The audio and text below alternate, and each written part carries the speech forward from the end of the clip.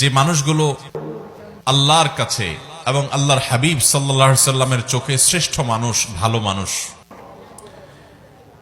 আজ আমরা নবী করিম সাল্লাল্লাহু আলাইহি সাল্লামের চোখে তাঁর দৃষ্টিতে 11 শ্রেণীর শ্রেষ্ঠ এবং ভালো মানুষ, নবীজির চোখে সবচেয়ে প্রিয় এবং শ্রেষ্ঠ ভালো মানুষগুলোর পরিচয় আমরা আজকে জানব। যে মানুষগুলোকে নবী করিম সাল্লাল্লাহু আলাইহি সাল্লাম বলেছেন খায়রুন নাস, আহাব্বুন নাস, আহসানুকুম, তোমাদের মধ্যে সবচাইতে ভালো লোক, তোমাদের মধ্যে সবচাইতে শ্রেষ্ঠ মানুষ, তোমাদের মধ্যে সবচাইতে উত্তম মানুষ। এই কথা বলে নবী সাল্লাল্লাহু আলাইহি সাল্লাম বিভিন্ন হাদিসে বিভিন্ন চরিত্রের কথা উল্লেখ করেছেন। আমি এখন একটা একটা করে 11টি গুণের কথা, 11 জন মানুষের 11টি গুণের কথা উল্লেখ করব।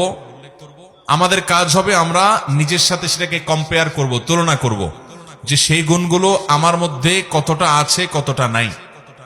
এই 11টি গুণের 11টি যদি কারোর মধ্যে থাকে তাহলে এই হবে সমাজের সবচেয়ে উত্তম মানুষ, সবচেয়ে টপ লেভেলের শ্রেষ্ঠ মানুষ, সবচেয়ে ভালো মানুষ।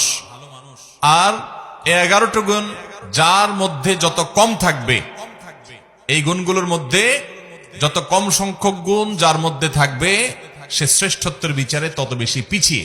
অতএব আমরা কম্পেয়ার করব, তুলনা করব, এবং সম্ভব হলে নবী আলাইহিস সালামের এই হাদিসগুলোর আলোকে এই 11টি চরিত্রকে একটা কাগজে লিখে আমার বাসা বাড়িতে অফিসে আমি লাগায় রাখলাম, ডায়েরিতে নোট করে রাখলাম, মাঝে মধ্যে চোখ বুলালাম, যাতে করে এর কোন গুণটা আমার মধ্যে আছে, কোন গুণটা নাই, সেটা আমি যাতে পর্যালোচনা করতে পারি, এবং যে গুণগুলো আছে সেগুলোকে টিক দিয়ে আল্লাহ শুকর আদায় করে সেগুলোকে মজবুতভাবে আরো সামনের জন্য ধরে রাখবো।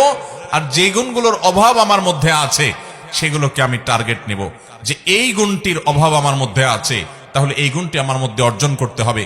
এই চ্যালেঞ্জ যদি আমরা নিতে পারি তাহলে ভাইরা আমার, আমাদের এই জীবন সাধনা সার্থক হবে, সিদ্ধ হবে। আমরা এই দুনিয়ার সংক্ষিপ্ত জীবন থেকে আখিরাতের পাথেয় সঞ্চয় করে, সংগ্রহ করে জান্নাতি হয়ে দুনিয়া থেকে যেতে পারবো। রব্বে আজিম, আরশে আজিমের মালিক আমাদের সবাইকে সেই তৌফিক দান করুন।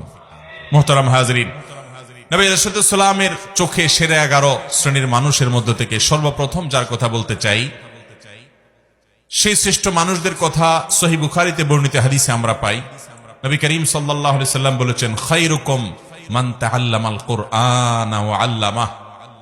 তোমাদের মধ্যে, এই যে আমরা অনেক মানুষ আছি এই মাহফিলে, এই গ্রামে, এই এলাকাতে, এরকম প্রত্যেকটা জায়গায় যত মানুষ আছে, এই মানুষগুলোর মধ্যে সবচেয়ে শ্রেষ্ঠ, সবচেয়ে মর্যাদাবান, আল্লাহর কাছে সবচেয়ে প্রিয় এবং সবচেয়ে উত্তম মানুষ হলো ওই শ্রেণীর মানুষ যারা কোরআন শিখে এবং কোরআন শেখায়।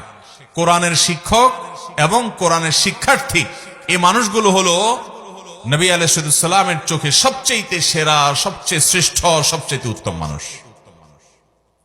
তাহলে এবার আমাকে মেলাতে হবে যে আমি কি কোরআনের ছাত্র না কোরআনের শিক্ষক। যদি দুইটার কোনোটাই না হয় তো অন্তত কোরআনের ছাত্র হওয়ার চেষ্টা করতে পারি কি পারি না? আপনি আপনার মসজিদের ইমাম সাহেবের কাছে কোরআন শেখা শুরু করে দেন। আপনি অনলাইনে বিভিন্ন কোর্স আছে, ভর্তি হয়ে যান।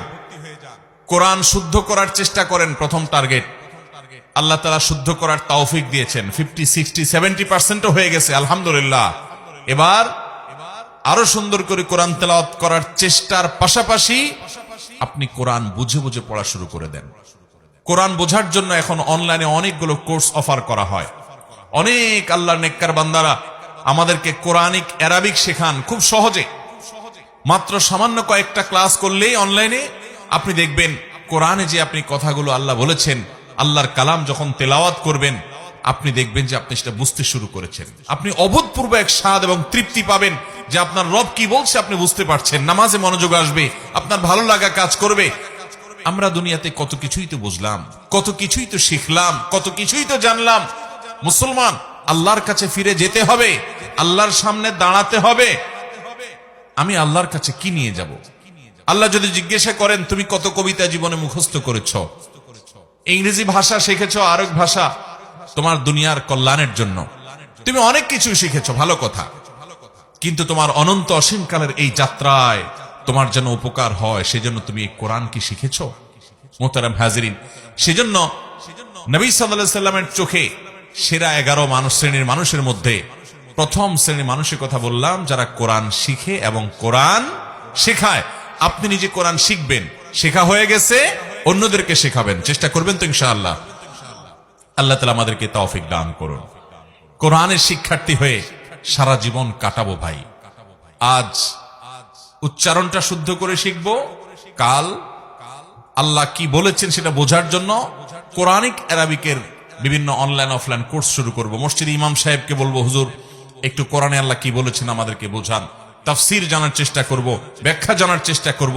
আজকে একটা আয়াতের ব্যাখ্যা জানবো, কালকে আরেকটা আয়াতের ব্যাখ্যা জানবো। এভাবে প্রতিদিন কোরআন শিখতে থাকবো। কোরআন শেখার মধ্যে যদি আপনি অব্যাহত থাকেন, মনে রাখবেন আপনি আল্লাহ এবং তার রাসূলের চোখে শ্রেষ্ঠ মানুষ হতে পারবেন। এই কোরআন এসেছে আমাদেরকে সুখী করবার জন্য, দুনিয়াতেও আখিরাতেও। অতএব কোরআন শিখবো, শেখাবো।